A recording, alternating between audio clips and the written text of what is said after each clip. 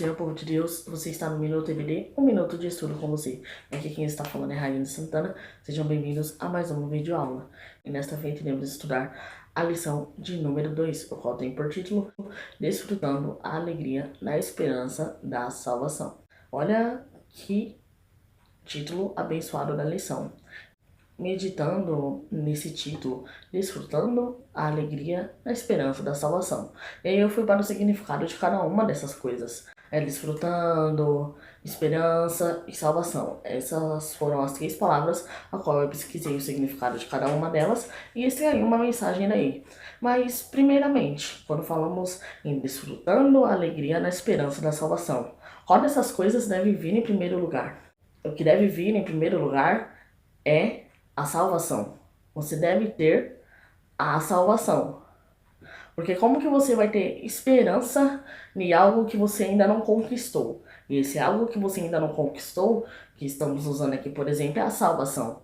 Então, sem a esperança da salvação, primeiro você deve ter a salvação. Uma vez tendo a salvação, você vai ter esperança de algo, mas de algo que você já possui. E no caso, já possui ou está batalhando para possuir, que é a salvação. Então, primeiro é necessário você possuir a salvação. Você ter certeza de que quando Jesus voltar, parar nas nuvens e chamar, você vai subir, porque você está salvo.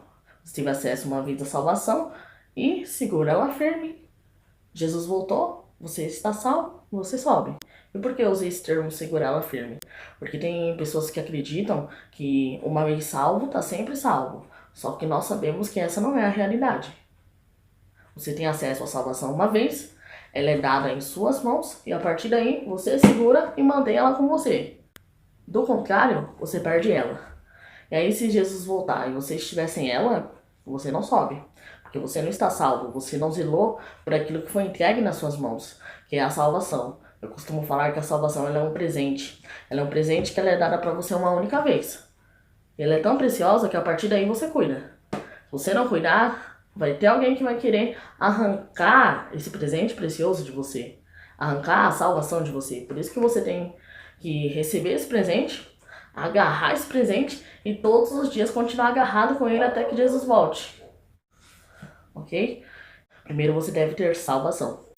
Em segundo lugar, o que eu devo ter? Esperança. Mas o que significa esperança? Uma palavra usada por muitos por aí. Esperança, se a gente for pesquisar o significado de esperança, esperança nada mais é do que o ato de esperar. Você esperar, não importa quanto tempo demore, por algo que você deseja. Então aqui como estamos falando, esperança da salvação, se primeiramente você deve ter salvação, em segundo lugar você deve ter esperança. Porque uma vez você tendo a salvação, adianta você ter a salvação e não ter a esperança? Porque a salvação você está batalhando aqui na terra, você está tentando segurá-la até que Jesus volte. Mas se você não tiver a esperança de que Jesus vai voltar, valeu do que você segurar essa salvação, mantê-la com você, se você não tem esperança de que Jesus um dia vai voltar? E a salvação realmente será confirmada ali, quem está salvo e quem não está, na hora que Jesus parar nas nuvens e chamar a igreja. Quem tiver salvo vai aparecer lá nas nuvens, um abrir e fechar de olhos. É muito rápido. Piscou o olho, a pessoa já tá lá em cima. Mas quem estiver salvo, quem não tiver, sem chance, vai ficar aí nessa terra. Mas é importante que você não somente tenha a salvação, para que quando Cristo voltar, você ir com ele. É claro, você deve ter a salvação. Mas uma vez tendo a salvação também, você tem que ter esperança. Esperança de que ele realmente vai voltar, realmente vai vir buscar o seu povo. Porque de nada vale você manter a sua salvação e não acredita que ele vai voltar. Valeu alguma coisa? Não, não valeu. Ei, Rayane, eu já sei que eu devo ter a salvação, ter certeza de que eu estou salvo, e eu devo ter esperança de que Jesus vai voltar. Ok. Mas o que mais eu devo ter? E aí entra a alegria. Você deve ter alegria. Porque se o título da lição é Desfrutando a Alegria, como é que você vai desfrutar de algo que você nem tem? E quando falamos de desfrutando, desfrutando vem de desfrutar. E desfrutar é quando você possui alguma coisa e desfruta dela. Então, se eu quero desfrutar a alegria, eu preciso possuir essa alegria. E a alegria no quê? Na esperança da salvação. Então, em terceiro lugar, eu preciso possuir alegria, porque só tem como desfrutar de algo que eu possuo, ok? Recordando, em primeiro lugar, você deve ter salvação, a certeza de que você realmente está salvo. Em segundo lugar, você deve ter esperança de que quando Jesus aparecer nas nuvens, você vai subir. Em terceiro lugar, você deve ter alegria. Porque como você vai desfrutar de algo que você não tem? Então, para você se enquadrar no título dessa lição, que é Desfrutando a Alegria na Esperança da Salvação, você deve ter essas três coisas, ok? Isso não está na lição, não está na revista, foi somente algo a mais que eu dei estudado por fora e que eu sei a mais para vocês. Espero que tenha contribuído de alguma forma aí para a lição, ok? Deus abençoe. Texto do dia, que está em 1 Pedro, capítulo 1, versículo 3. Bendito seja o Deus e Pai de nosso Senhor Jesus Cristo, que segundo a sua grande misericórdia, nos gerou de novo para uma viva esperança, pela ressurreição de Jesus Cristo dentre os mortos. Observe bem que no texto do dia fala, nos gerou de novo para uma viva esperança. Ou seja, uma esperança que está viva, uma viva esperança. E aí, vai algumas perguntas que eu quero fazer para você. É claro, não me responda, responda para si mesmo ou reflita sobre isso. Você tem esperança? Onde está depositada a sua esperança? E se você tem esperança, como ela se encontra neste momento? Como o assunto aqui da revista é salvação, vamos agora aplicar essas perguntas para a salvação. Você tem esperança da salvação? Como está a sua esperança em relação à salvação? Essa esperança está viva ou não está viva? E se ela não está viva, é sinal que ela está morta. Mas aí, há esperança ou não há? E por que eu peguei justamente essa parte abençoada do texto do dia? Foi a parte que mais me chamou a atenção e que eu resolvi meditar nessa parte, que fala viva esperança. Uma coisa que nós temos que destacar é que esperança, embora o significado dela seja esperar o que deseja, e quando falamos esperar, implica paciência nisso, porque aquilo que desejamos nem sempre vai vir no tempo em que nós planejamos ou no tempo em que nós esperamos que venha. Pode demorar muito mais. Então vamos supor que eu desejo algo e daqui a 10 anos esse algo vai chegar. Mas aí vai a pergunta: e se aquilo que eu desejo demorar mais de 10 anos para chegar? Eu vou ter a paciência para esperar isso? E aí entra a esperança. Eu quero algo, eu desejo algo, e não importa quanto tempo demorar, isso que eu desejo eu vou alcançar. Da mesma forma, a salvação. Eu estou na igreja, recebi esse presente que é a salvação, eu quero ser salvo, eu quero ver Jesus, eu quero ir para o céu, e não importa quanto tempo ele demore para voltar, eu vou alcançar. Porque eu desejo isso, eu desejo ser salvo, eu desejo ir para o céu, eu tenho esperança de que ele vai voltar. Não importa quanto tempo demore. Olha que maravilha. Mas voltando aqui para a viva esperança. Se você sair pelas ruas e perguntar o que é esperança, cada uma das pessoas irão trazer significados diferentes, frases diferentes, alguns vêm aí com umas filosofias, mas quando falamos em esperança, é uma palavra muito forte, porque as pessoas, a maioria dizem por aí que a esperança é a última que morre, ou seja, ela quer algo, ela planejou algo e nem que seja aos 47 do segundo tempo, esse algo vai chegar. Ela acredita assim. Ela tem esperança de que o que ela quer, o que ela deseja vai acontecer. Mas, trazendo aqui para dentro da igreja, esperança é a última que morre. Para nós cristãos, a nossa esperança está em Jesus. Ok, mas e aí? Essa esperança, então, ela não morre? Pois Jesus está vivo. Uma vez morreu, ressuscitou e está vivo aí para a eternidade. Ou seja, se a esperança do cristão está em Deus, está em Jesus, ela não morre. Pois esses seres, eles são eternos. Ou seja, a nossa esperança, ela não morre, ela não tem fim, ela não se acaba. A nossa esperança está viva. Mas aí, algo importante que nós temos que apelar a isso é que isso tudo depende do estado em que a pessoa se encontra. Se eu perguntar para um cristão em que o estado, a situação espiritual dele está ruim, eu perguntar para ele, como está a sua esperança?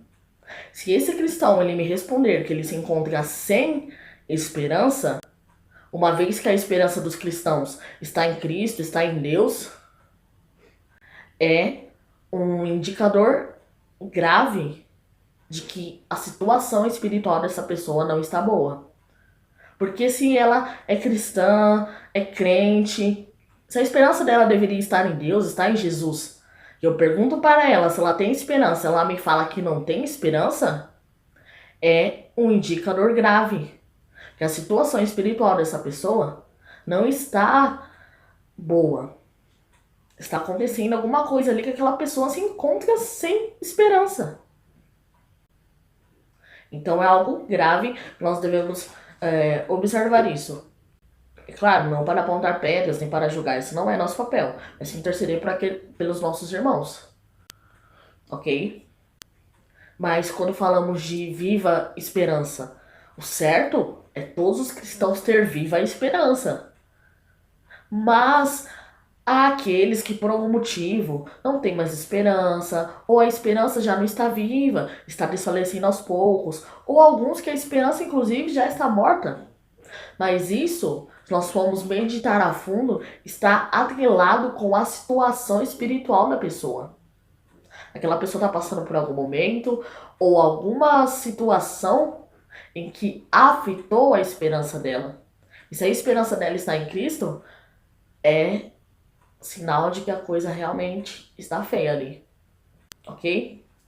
Então, quando falamos de esperança, para o cristão, a esperança, querendo ou não, ela está atrelada com a nossa situação espiritual. A salvação em Cristo produz esperança legítima e alegria verdadeira e capacita espiritualmente o crente a enfrentar os sofrimentos e desafios deste mundo. Para vocês entenderem mais onde é que entra esse assunto de esperança, vamos dar uma lida aqui na introdução, que irá falar assim. Como tivemos a oportunidade de estudar na primeira lição, o contexto em que a primeira carta de Pedro foi escrita era desolador para os cristãos. Além de serem menosprezados socialmente, como se fossem uma classe inferior, exatamente por repudiarem a cultura e os costumes da época. Os seguidores de Cristo eram hostilizados e violentamente perseguidos, principalmente por cidadãos e vizinhos não crentes. Esse contexto desfavorável fazia brotar no coração daqueles cristãos sentimentos de marginalização, desprezo e até mesmo desânimo. Era preciso revigorar neles a esperança viva e a alegria verdadeira decorrente da salvação em Cristo.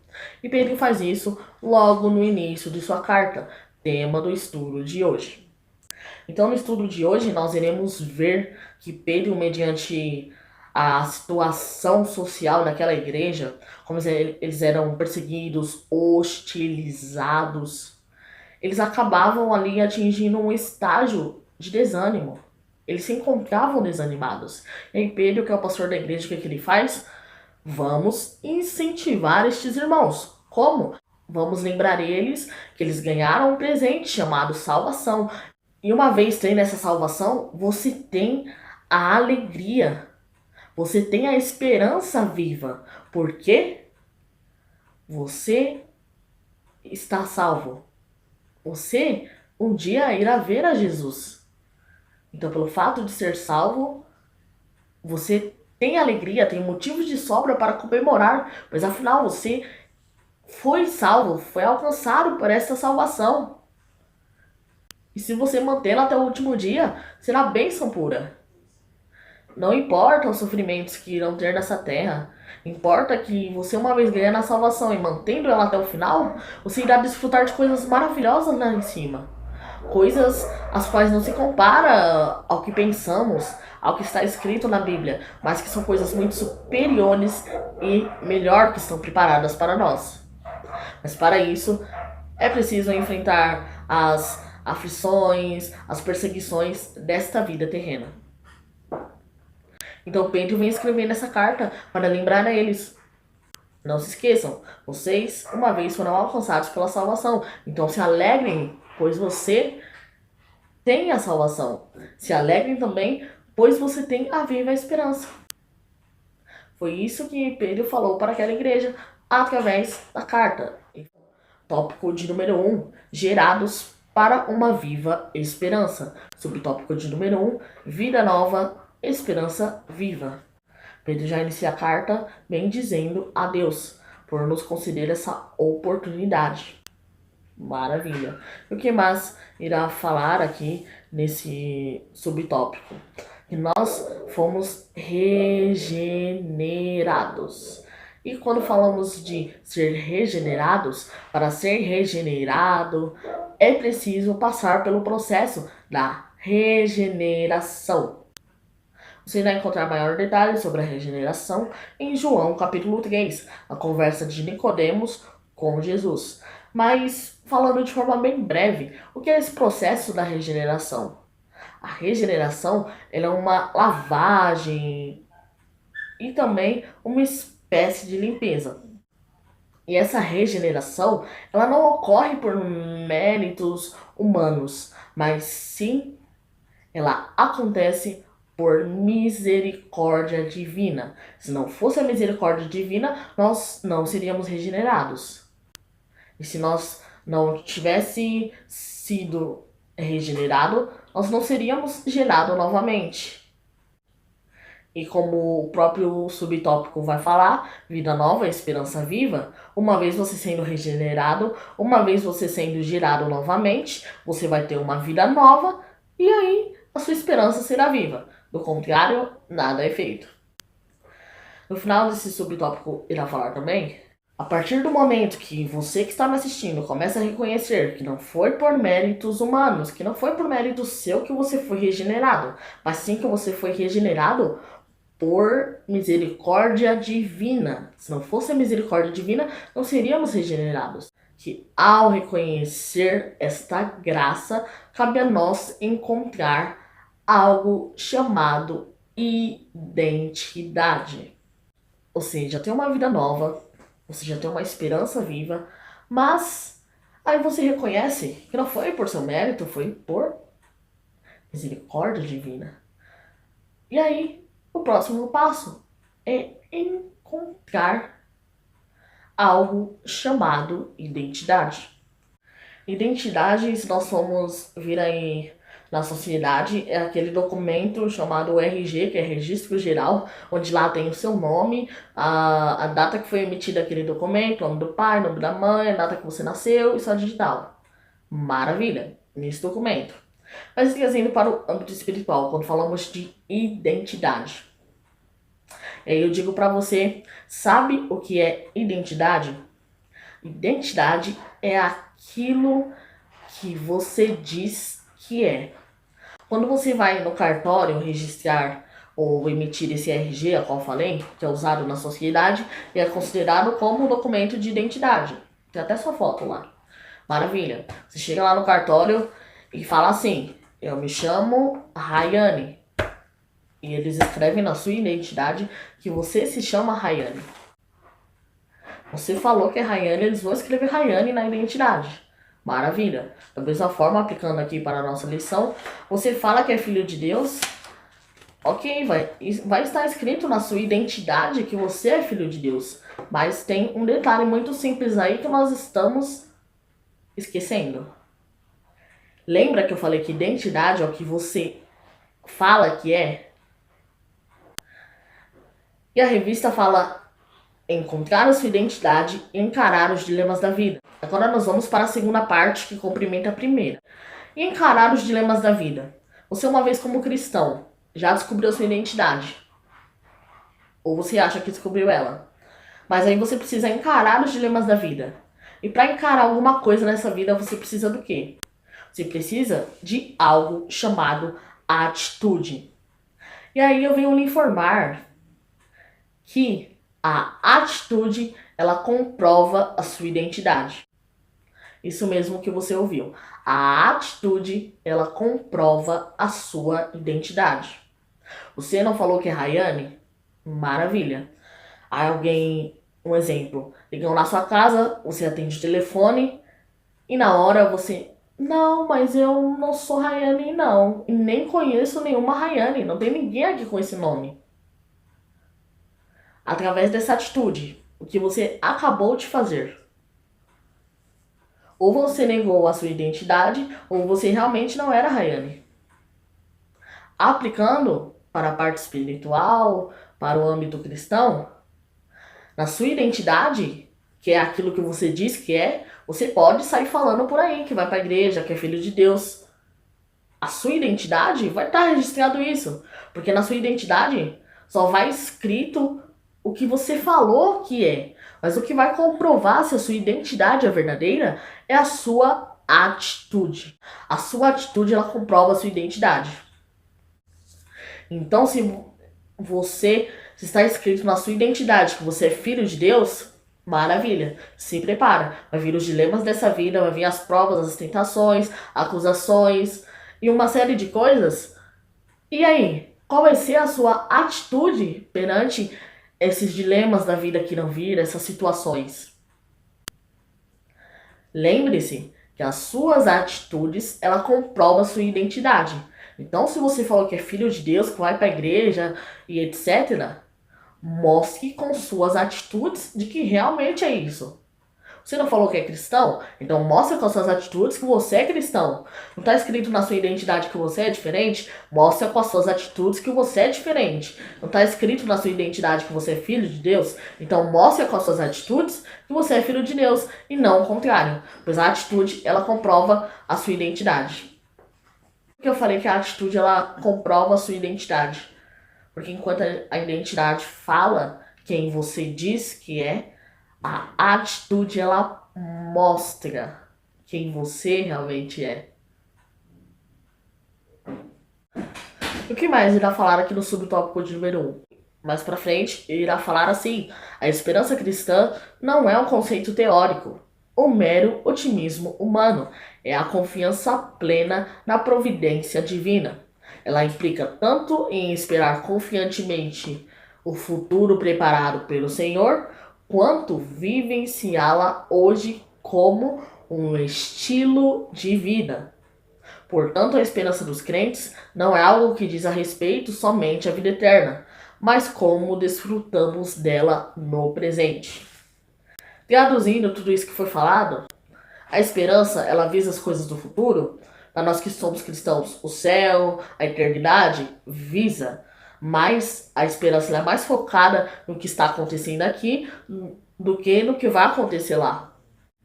Porque o que vai acontecer lá está escrito na Bíblia, está na palavra de Deus. E Deus, ele se responsabiliza por sua palavra. Quando falamos de esperança, ela implica mais no presente do que no futuro. Por que a esperança implica mais no presente? Porque a nossa parte, uma vez recebendo a salvação, cuidar dela, segurar ela, para que um dia nós venhamos chegar lá e desfrutar de tudo aquilo que já está preparado.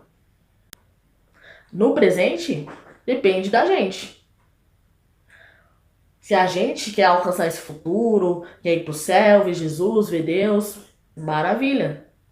A gente tem que batalhar agora no presente para desfrutar daquilo que está escrito no futuro. Todas aquelas maravilhas que estão descritas na Bíblia acerca do céu. Quer desfrutar aquilo? Quer realmente ser salvo? Então viva no presente essa salvação. Desfrute dessa salvação. O que a revista quer dizer, no meu entendimento, é que para alcançar no futuro lá, você tem que trilhar uma caminhada aqui que te leve para esse futuro. Vamos agora para o subtópico de número 2, Porque ele vive, podemos crer. Para mim, o subtópico de número 2 ele se resume em apenas um versículo, que está registrado lá em 1 Coríntios, capítulo 15, versículo 14. Vamos ler? Que irá falar assim: E se Cristo não ressuscitou, é vã a nossa pregação e vã a vossa fé. Resumindo, só acreditamos no Evangelho, só somos cristãos, só acreditamos em Cristo, por quê? Porque Ele ressuscitou. Do contrário, nossa pregação seria vã, a nossa fé seria vã. Resumindo, estaríamos perdendo tempo. Mas como Ele ressuscitou, Ele vive, a nossa pregação não é em vão, a nossa fé não é em vão. Pelo fato dele ter ressuscitado e hoje está vivo, nós temos total liberdade para crer. Ele irá falar também nesse subtópico que esse acontecimento histórico é a base da confiança dos salvos. E que acontecimento histórico eu estou falando? Vamos voltar a mais de 2000 anos atrás, quando um cara chamado Jesus nasceu, cresceu e começou a exercer seu ministério aos 50 anos de idade. Maravilha! Vamos analisar como é que era naquela época, segundo o que já sabemos, é claro. Naquela época, antes de Jesus, que era o verdadeiro Filho de Deus, chegar, quantos camaradas chamados Jesus já tinha passado por lá naquela época e falado que era Jesus, que era o Filho de Deus, que era o Salvador? Vários. Antes do verdadeiro Jesus chegar nessa terra, já tinha passado vários camaradas falando que era o Salvador, que era Filho de Deus, que era Jesus. E aí o verdadeiro chega, que é Jesus, vem de uma forma totalmente simples. E aí para aquele povo que já acreditou num monte, que já tinha passado por lá, vem mais um e fala que é Jesus também. Mas aí a parte que o povo já vacilou. Por quê? Ao contrário daqueles Jesus que passaram, viveram, morreram e não fizeram nada de diferente. Esse veio de uma forma diferente, fez coisas diferentes. A sua vida, o seu modo de agir era diferente. Ele morreu, mas até a morte dele foi diferente da dos outros. E o mais incrível é o depois da morte. Enquanto aqueles que falavam que era Jesus, que tinha passado antes dele, morreu e não ressuscitou, morreu e ficou morto, esse, além de mostrar a diferença na obra que ele tinha executado antes de morrer, ele mostra também a diferença após ela. Que ele fica morto. Maravilha. Ele próprio falou que iria ficar morto e no terceiro dia iria ressuscitar. Sabe aquela passagem quando ele fala que vai derrubar o templo? E em 3 dias ele torna a reerguer o templo? Ele está falando do próprio corpo. Jesus está falando dele mesmo. Que Jesus é esse que fala que vai morrer e não sei quantos dias depois ele vai ressuscitar? Os outros Jesus falaram isso? Não. Os outros Jesus morreram e ficaram lá mortos.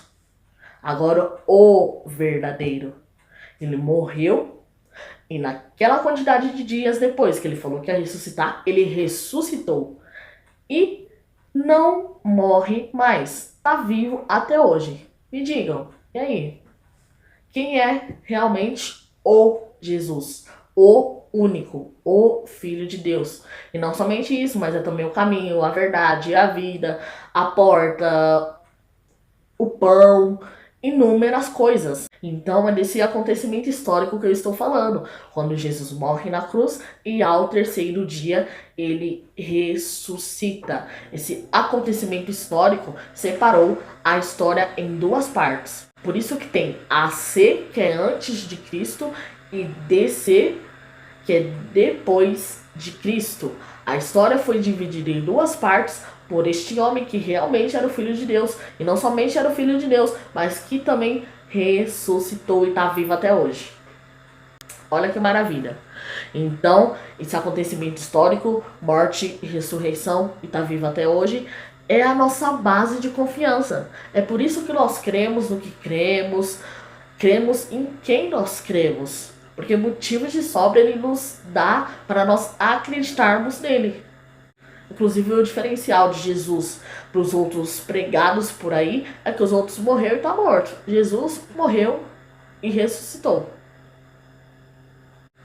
O que irá falar também aqui no subtópico de número 2, lá no finalzinho, é que muitas pessoas se frustram por depositarem as esperanças no dinheiro, na política ou na capacidade humana. Tudo isso não passa de ilusão.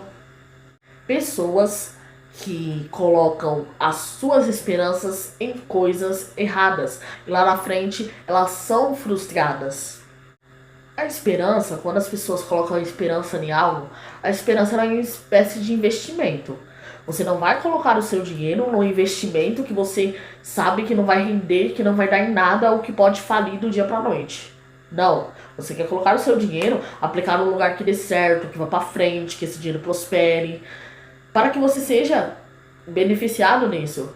Pois afinal, você colocou a sua esperança. E lembra que lá no começo da lição nós falamos que esperança é algo muito importante? Então, está colocando isso algo muito importante em alguma coisa. E há pessoas que colocam esperança no dinheiro, só que elas se esquecem que o dinheiro acaba. Há pessoas que colocam as suas esperanças na política. Complicado. E há pessoas que colocam a sua esperança na capacidade humana. Sendo que ninguém sabe de tudo. Por mais que você estude muito e se qualifique, você não sabe de tudo. Sempre tem um camarada que vai ser mais inteligente do que você. E aí você chega num lugar para concurso ou para trabalho, você acha que sabe tudo, que a vaga é sua, pá, a vaga não é sua. Você perdeu. Porque enquanto você estava se capacitando, se qualificando e achando que sabia de tudo, tem uma pessoa lá que também estava fazendo o mesmo, só que ela não achou que sabia de tudo. E ela sabe mais do que você. Sua esperança nessa altura foi para onde? Por água abaixo. Já era a esperança. Mas por que a sua esperança já era? A sua esperança foi frustrada porque você depositou a esperança em algo errado. Algo que um dia tem fim. Algo limitado, que não é capacidade humana. E algo que um dia tem fim como dinheiro. Agora, se você escolhe depositar a sua esperança em algo que comprova que não tem fim, que não vai acabar e que não vai te frustrar, eu venho te recomendar a colocar a sua esperança em Jesus. Esse não te frustra, esse não vai acabar e muito menos é limitado. Pelo contrário, ele é ilimitado, ele é o Todo-Poderoso. Acabar, ele não vai acabar, ele é eterno. O que mais você quer? Então, coloque as suas esperanças em Jesus. Independente do que você precisa, do que você deseja, mas coloque as suas esperanças em Jesus, ok? Aqui no final do subtópico também teve uma frase que me chamou muita atenção. Essa frase ela fala assim: a fé cristã, com os olhos voltados para a cruz, dá significado à perspectiva de futuro a todos quantos recebem salvação em Cristo. E o que eu quero falar aqui? Uma frase que uma vez eu ouvi numa escola bíblica dominical e anotei por ser muito interessante. Eu não me recordo qual foi o professor que falou, né? Mas tudo bem. A frase ela fala assim: nós andamos para frente olhando para trás. Os cristãos caminham em direção ao futuro, ao céu, ao que está preparado, olhando para trás. Mas é olhando para qualquer coisa, para o nosso passado, para o nosso velho homem? Não.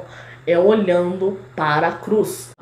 Nós cristãos caminhamos para frente com os olhos na cruz. Pois foi nessa cruz que aconteceu o acontecimento histórico, que foi a morte de Jesus e depois a ressurreição, que é a base da nossa confiança. Vamos agora para o subtópico de número 3, o qual tem por título Uma Herança Superior.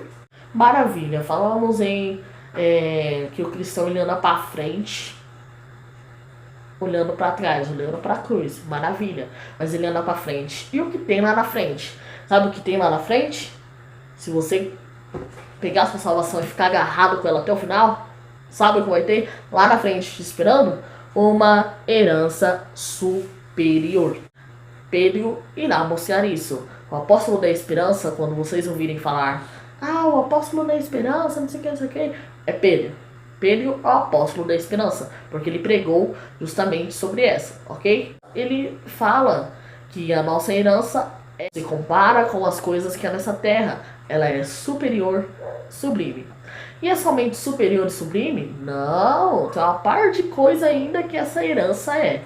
Vamos ver aqui mais pra frente nesse subtópico de número 3, que essa herança ela possui 3 atributos especiais. Primeiro, ela é incorruptível. Segundo, ela é incontaminável. E terceiro, ela não pode murchar. 3 atributos especiais dessa herança.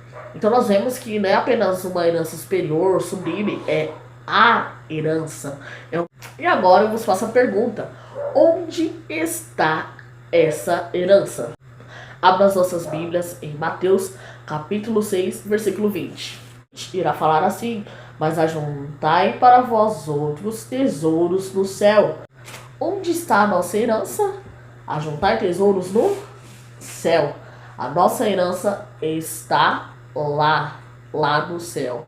E aqui no final do subtópico de número 3 irá falar assim: Deus nos concedeu uma herança indestrutível, que nem o mundo ou as condições desfavoráveis podem abalar.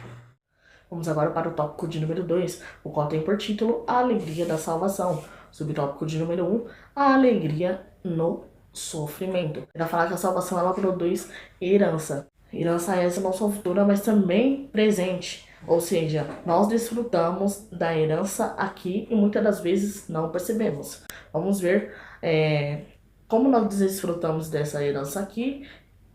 E a revista irá falar assim: que enquanto nós vivemos nessa terra, o cristão pode desfrutar de todas as suas bênçãos, inclusive a alegria verdadeira. Então toda bênção que o cristão recebe e a alegria que o cristão tem, isso faz parte da herança, a qual nós desfrutamos isso já aqui na terra. Imagine quando chegar lá no céu então, quantas bênçãos, quanta alegria e tudo aquilo que está reservado para nós, como não será? Será uma bênção. Mas detalhe, essa alegria é somente uma alegria normal? Não, é uma alegria espiritual profunda. Lá em 1 Pedro, capítulo 4, versículo 13, irá falar assim: pelo contrário, alegrai-vos na medida em que sois coparticipantes dos sofrimentos de Cristo, para que também na revelação de sua glória vós alegreis exultando. E aqui no final do subtópico de número 1, irá falar assim: o homem sem Deus persegue, sem sucesso, algum tipo de alegria para a sua vida, mas a alegria não pode ser achada, nós é que somos achados por ela. Ou seja, quer encontrar alegria, você sabe que não vai dar certo. A alegria que tem que te achar. E uma vez ela te achando, você terá alegria. Não somente alegria, mas alegria espiritual profunda. Vamos agora para o subtópico de número 2, ao qual tem por título A Fé é Aprovada. Aqui no subtópico de número 2, irá falar que a fé é provada por intermédio das perseguições. A perseguição ela produz o peso de sofrimento do cristão. E esse sofrimento, por que ele vem? O sofrimento é uma forma de testar a fé dos cristãos. Por isso que o próprio nome do subtópico de número 2 é a fé que é provada. E não vai falar que a tendência da perseguição era aumentar com o tempo. Aquele povo, na época de Pedro, sofriam perseguições, mas ele fala que essas perseguições ela iria aumentar com o longo do tempo. Mas o que nós podemos destacar aqui é que durante as perseguições não é para nos desanimarmos, pois é um teste no qual Deus está testando a nossa fé. É aqui nesse final do subtópico de número 2, ele vai falar assim como o ouro provado e depurado pelo fogo, reluzindo ainda mais, a aprovação na vida do crente ajuda a remover as impurezas e redunda em louvor, honra e glória. Então, espero que você fique na categoria dos que tem a fé aprovada. Porque nós temos duas categorias, né? Os aprovados e os reprovados. Ninguém quer ser reprovado. Então, se você quer ser aprovado, faça por onde, tenha fé, busque a fé se ainda não tem, mas seja aprovado. Vamos agora para o subtópico de número 3, o qual tem por título o Cristo, o motivo da alegria cristã. Aqui no subtópico de número 3, irá falar que o júbilo de nós cristãos está alicerçado em Cristo mediante a fé. Realmente, nós somos assim, nós não vimos Jesus, mas cremos que Ele está vivo, que Ele fala conosco e outras coisas mais. Mas naquela época as pessoas viram, não acreditaram, zombaram e outras coisas mais. Mas bem-aventurado foram aqueles que creram. Lá no finalzinho desse subtópico irá falar assim, que o jovem cristão exulta por causa da fé. Mas não se trata de um pensamento positivo, mas uma fé com firme fundamento e a convicção profunda que produz uma alegria inefável e repleta de glória. E agora vamos aí para o tópico de número 3, o qual irá falar a maravilhosa salvação. Subtópico de número 1, o propósito da fé. E a primeira pergunta que eu tenho para te fazer: qual é o propósito central da fé? O propósito essencial da fé é salvar a alma. Tanto no Velho quanto no Novo Testamento, nós vemos a doutrina da salvação, e ela ocupa um lugar essencial nas Escrituras. Vários profetas vão falar sobre essa doutrina da salvação. Essa doutrina da salvação, doutrina nós sabemos que vem de ensino. Então é um ensino de toda uma preparação que você deve ter para como ser salvo. Então tanto o Velho Testamento como o Novo Testamento vai falar sobre isso. E a referência bíblica que nós temos aqui é Hebreus capítulo 2, versículo 3.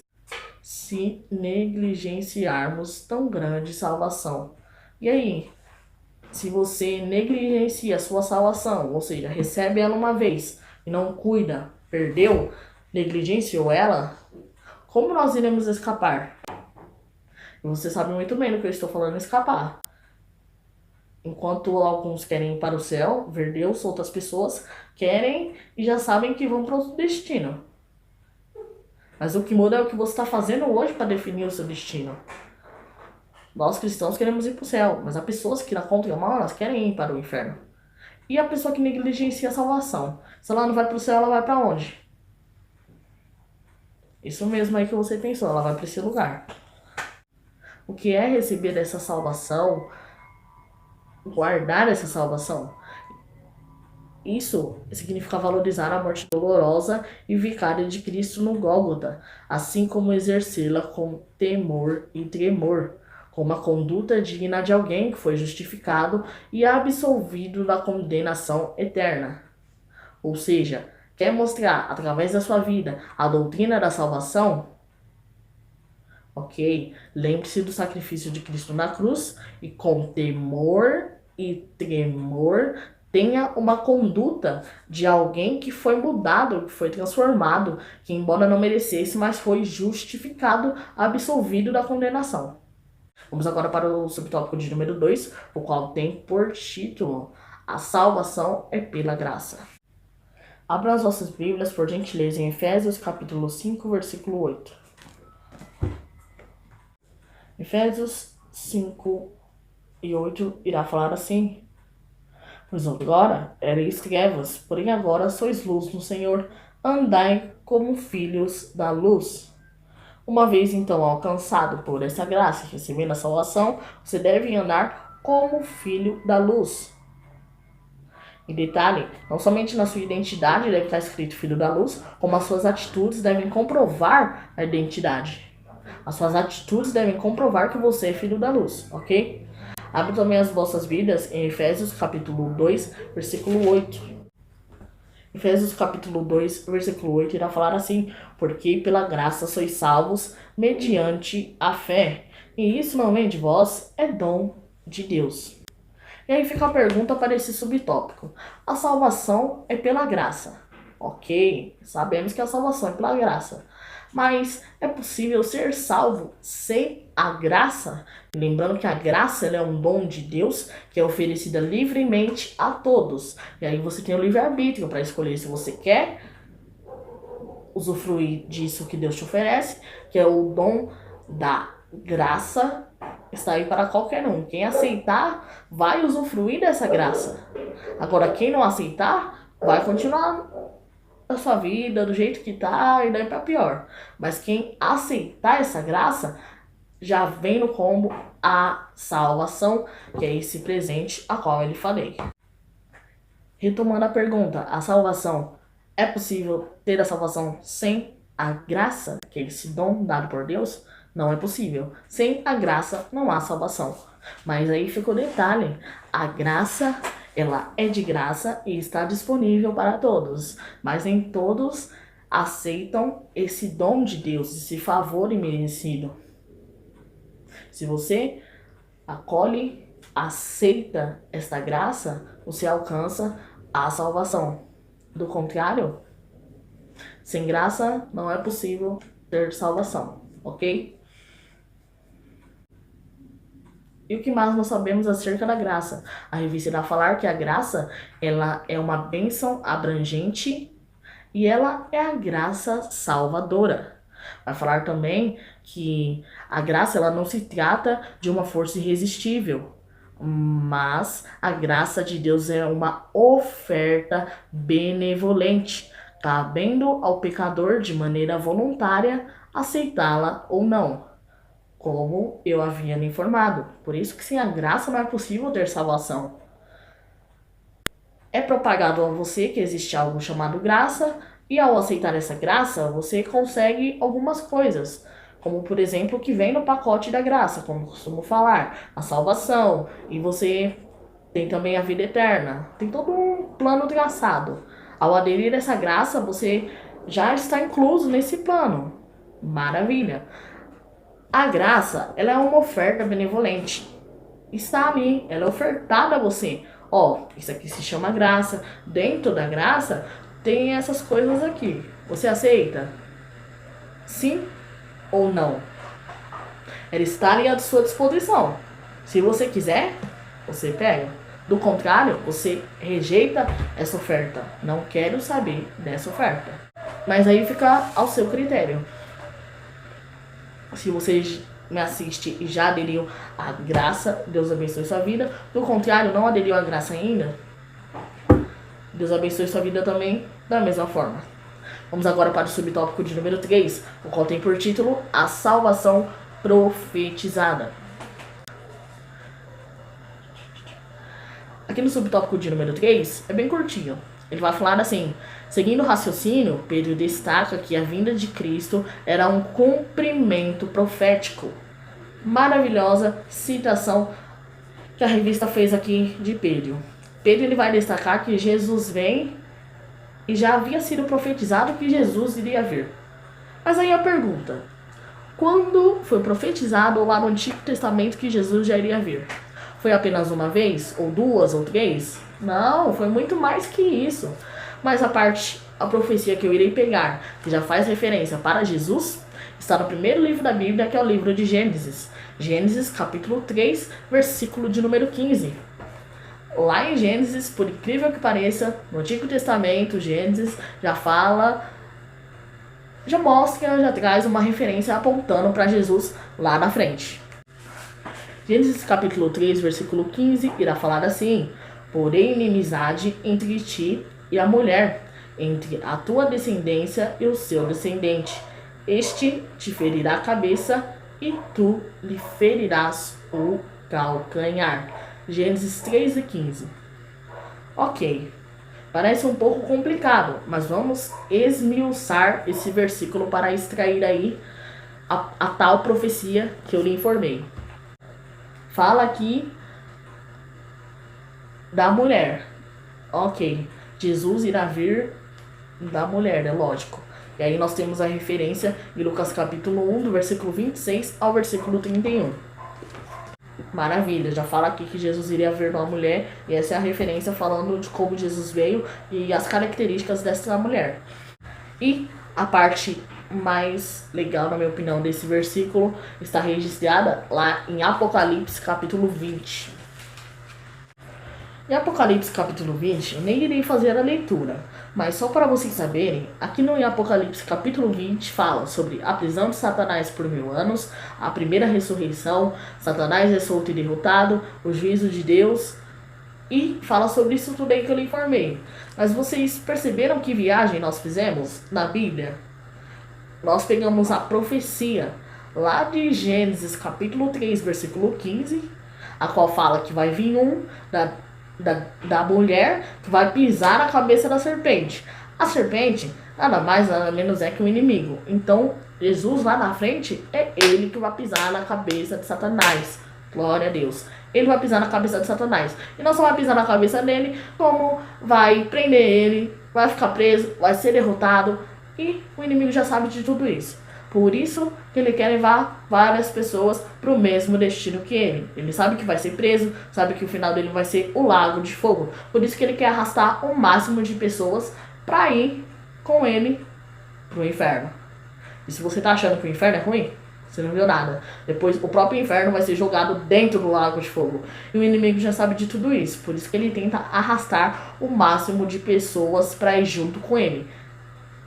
Então, cuidado. Escolha bem o seu destino. Então perceba que viagem nós fizemos ao longo da Bíblia. Pegamos lá em Gênesis a profecia, a qual se cumpre lá no Novo Testamento. No livro de Lucas nós lemos aqui, mas tem relatos no livro de Mateus e no de Marcos também. E também nós fomos lá no futuro de coisas que ainda não aconteceram, mas que aguardamos e irão acontecer. Pois a palavra de Deus não é vazia. O que ele promete, ele cumpre, ele faz. Está escrito, vai acontecer. Ele se responsabiliza com a sua palavra. Então nós viajamos bastante aí. Mas vocês entenderam que Gênesis capítulo 3, versículo 15 está apontando para a vinda de Jesus. Que ele vai vir de uma mulher.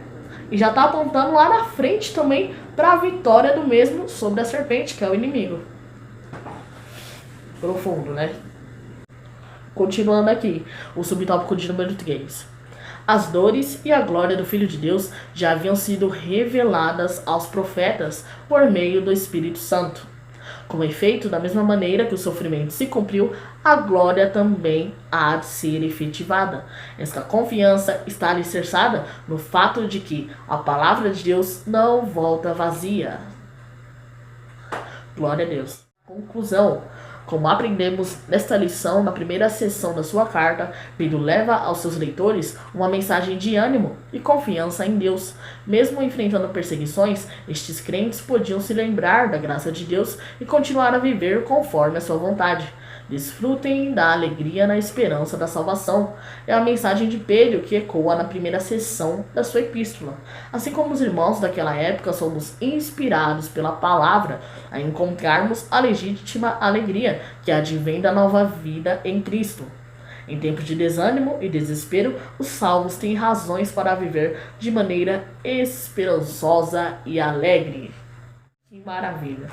Esta foi a lição de número 2. Uma lição abençoada, com uma videoaula abençoada. Espero que vocês tenham aí gostado da lição. Não esquece de deixar o like. Se você está chegando agora no canal, se inscreve. E se já viu alguns vídeos aí, não se inscreveu ainda e nunca deixou o like, misericórdia. Deixa o like, se inscreve no canal. E Deus abençoe sua vida. Até a próxima videoaula, que é a lição de número 3, ok?